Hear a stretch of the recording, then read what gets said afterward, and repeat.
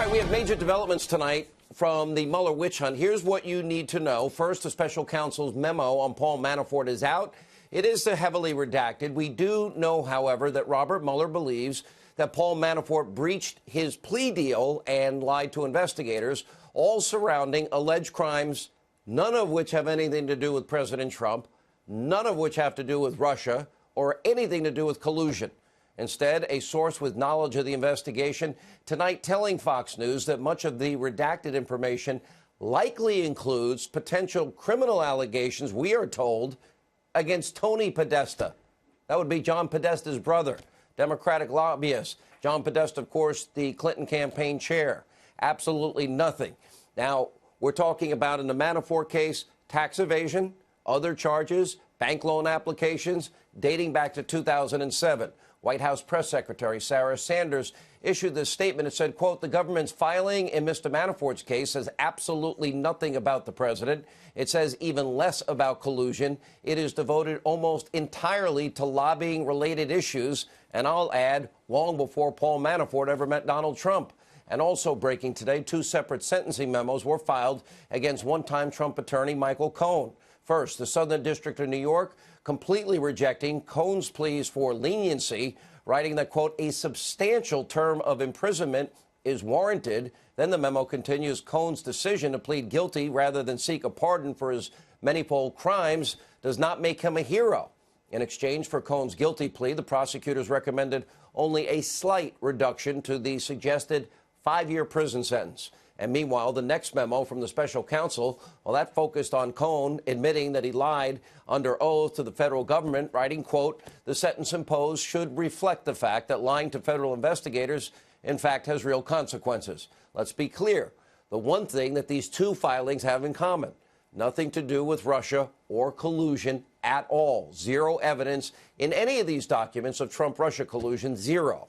Now, today, the president, he applauded the ruling. He tweeted, quote, totally clears the president. Thank you. And the president's attorney, Rudy Giuliani, called these findings, quote, complete exoneration of the president. They have nothing. We are very happy about it. And President and Giuliani, they're right about this. Legal scholar Alan Dershowitz, very passionate tonight, echoing a lot of these sentiments, including, by the way, saying, don't ever think about making a deal with Mueller because it's not going to work out too well for you. Take a look. Right now, it does not sound like it's good news for Mueller. It doesn't sound like in Cohen they have found a witness that will give them the key to the kingdom. So far, the only solid evidence that he has provided is the campaign contribution issue, and it's a very, very weak case. Oh, so tonight we have two men facing years behind bars. A third, George Papadopoulos, was released from prison today after serving his 12-day sentence for lying to Mueller's investigators. Meanwhile, we had earlier in the week American hero Michael Flynn. Well, he pled guilty to lying to investigators and will become a convicted felon, but only after his reputation and his finances were totally destroyed. And the question is, for what?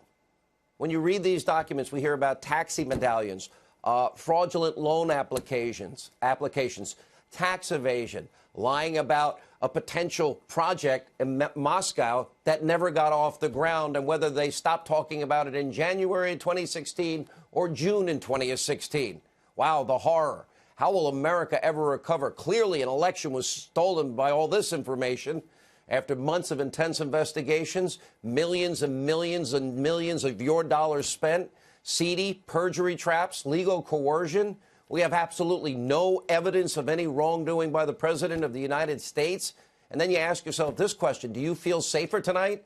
Do you feel safer that a low-level campaign volunteer, he spent his 12 days in jail for allegedly lying to the omnipotent Robert Mueller? Do you feel safer that an American military hero, Lieutenant General Flynn, that he had to sell his house to pay his legal bills?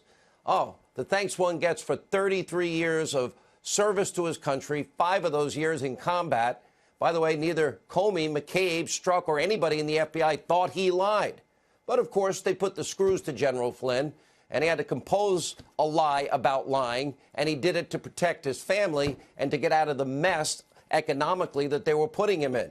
Do you feel any safer tonight that Michael Cohen is going to go to prison for a significant amount of time? Let's see, for lying to Congress, lying on a bank loan application, taxi medallion loans, not paying taxes?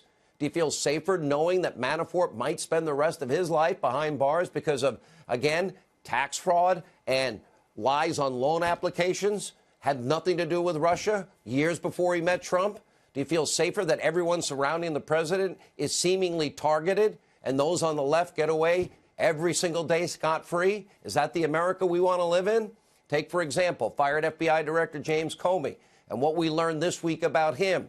The Hill's John Solomon reporting we now have email chains that prove that Comey and others in Obama's DOJ, that they actually knowingly committed fraud on a FISA court, and they used Hillary Clinton's bought and paid for phony Russian dossier, the bulk of the evidence in their FISA applications, in their case to obtain a warrant to spy on a Trump campaign associate by the name of Carter Page.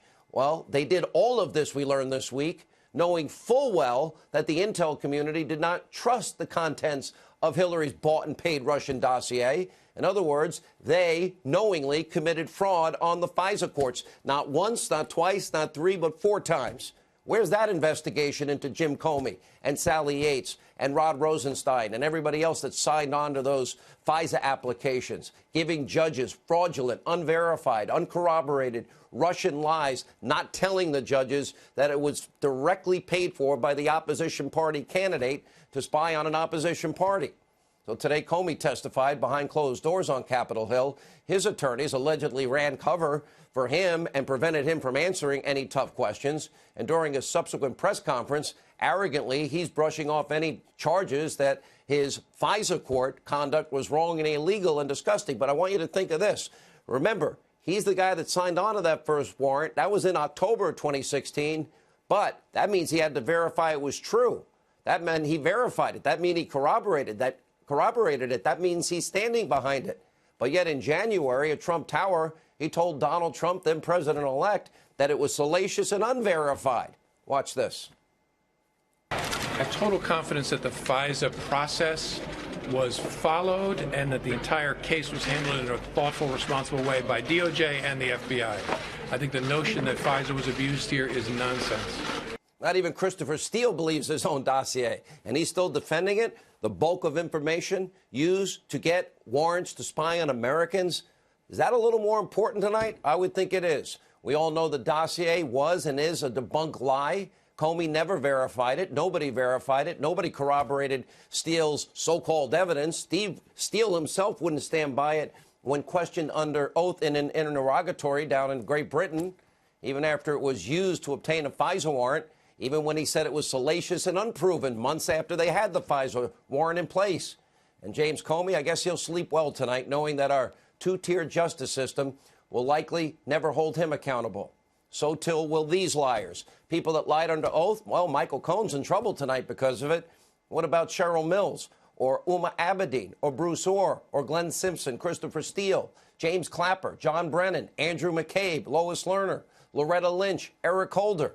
Yeah, all those lied to authorities. They were never prosecuted, never even investigated in many cases.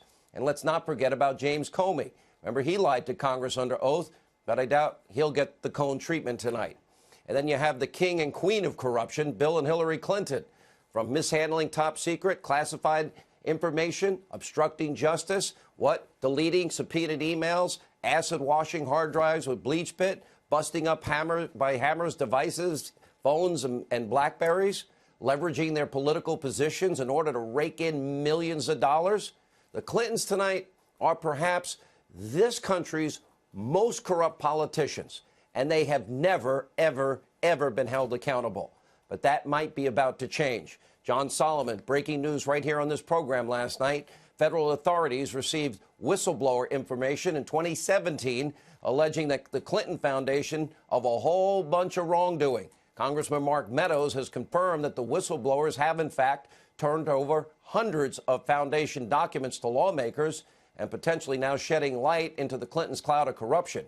We're talking about information surrounding quid pro quo promises made to big donors while Hillary Clinton was Secretary of State and the commingling of funds with the foundation and the Clintons' private money. and so much more, including one glaring example when Hillary Clinton, as Secretary of State, remember this deal, signed off on sending 20% of our uranium, the foundational material for nuclear weapons, to Vladimir Putin.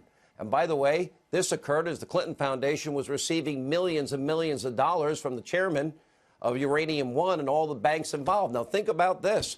We knew that Putin had an operatives inside the United States. William Campbell was a spy within that network, identifying bribery, extortion, kickbacks, and money laundering. And guess what? Robert Mueller was the FBI director. And in the end, Putin not only got the foothold into our uranium market, the deal happened, and none of those people got in trouble. But the Clintons got their money. They got the kickback to the foundation in terms of millions and millions of dollars. So tonight, an investigation we now know, as of yesterday, is ongoing. And I've said over and over, it is time in America, if we care about our constitutional republic, that we end a two-tier justice system, that we have equal application of our laws and equal justice under the law. And now we do have more good news. A federal judge just today agrees with me. Judge Royce Lamberth, who's overseeing Judicial Watch's Freedom of Information Act lawsuit that involves Hillary's secret server email saga. Well, he dropped a major bombshell this week about just how far the government is willing to go to skirt transparency laws, writing, quote, "At best, the state's attempt to pass off its deficient search as legally adequate during settlement negotiations was negligence born out of incompetence. At worst, career employees in the state and justice departments colluded to scuttle public scrutiny of Clinton, skirt FOIA, Freedom of Information Act, and hoodwink this court." And he didn't stop there, calling the Clinton email affair, quote, "one of the gravest modern offenses to government transparency." This judge has now ordered additional fact-finding in the case, but this is massive news, and we'll continue to keep you updated.